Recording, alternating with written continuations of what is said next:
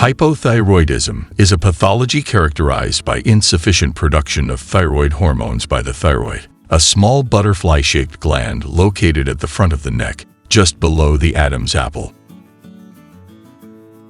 The causes of hypothyroidism can be multiple, from an iodine deficiency to some autoimmune diseases, from partial or total surgical removal of the gland to a malfunction of the pituitary gland. For this reason, the different origins of this disorder prevent the formulation of a specific diet for hypothyroidism. However, when it is caused by an iodine deficiency, you need to be careful about consuming certain foods, as they could interfere with the absorption of iodine or reduce the effectiveness of certain thyroid medications. But which ones are they? Let's go see them.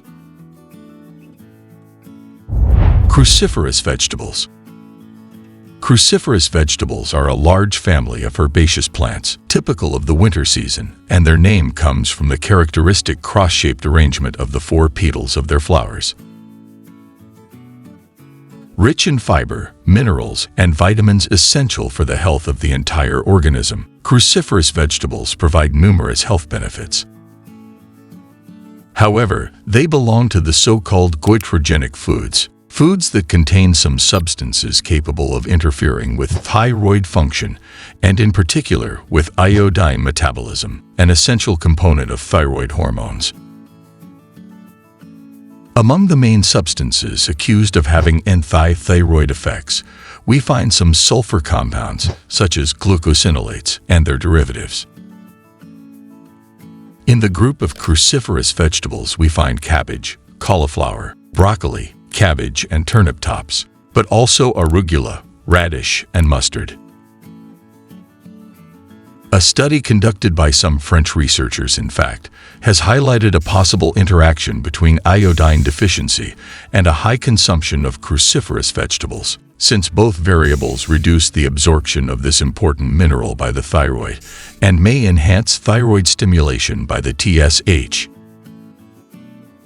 Experts therefore recommend moderate consumption of cruciferous vegetables and to include them in a balanced diet. If you do not overdo the quantities, cruciferous vegetables are considered safe for thyroid function, especially when the right amount of iodine is provided.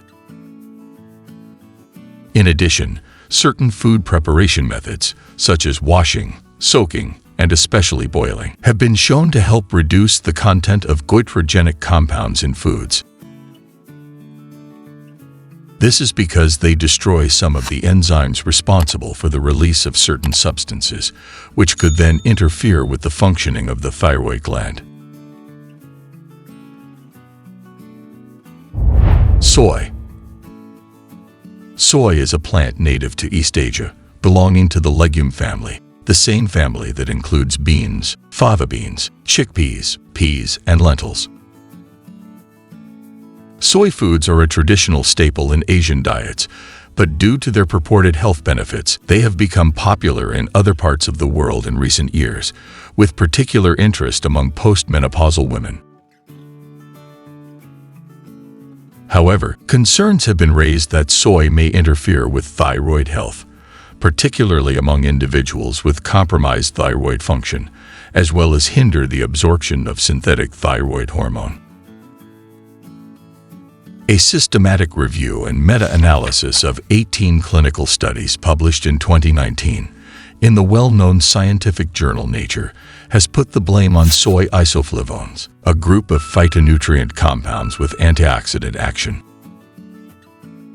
Although the anti-thyroid effect of soy has been studied in animals for decades, the identification of several cases of thyroid enlargement in infants consuming soy formula in the early 1960s became evident. Isoflavones have been shown to inhibit the activity of thyroid peroxidase, an enzyme involved in the synthesis of the thyroid hormones T3 and T4. The debate in the scientific community about the link between soy consumption and thyroid health is ongoing and has often shown conflicting results. Goitrogens in soy, as we have seen in the case of cruciferous vegetables, interfere with iodine absorption in the thyroid and can exacerbate iodine deficiency. However, the conclusion of this systematic review highlights that although there was a significant change in TSH as a result of soy protein or isoflavones supplementation, there were no significant changes in thyroid hormone levels. This suggests that although soy may have an impact on thyroid function, the effect may not be clinically relevant and therefore not cause any problems. While waiting for clearer results, as with any dietary recommendation, it is best not to overdo the consumption of soy and derivatives. Other goitrogenic foods. In the family of goitrogenic foods, that is those that we have seen contain some compounds capable of interfering with thyroid function, we also find sweet potatoes, spinach, millet, and peanuts. In the group of fruits, instead, we find peaches, apricots, cherries, and strawberries. Their goitrogenic activity is due to the presence of some compounds that, once absorbed, compete with iodine for absorption by the thyroid. In conclusion, we have seen that the presence of goitrogenic foods in one's diet can compromise thyroid function only when a high quantity is consumed or if the dietary intake of iodine is particularly low.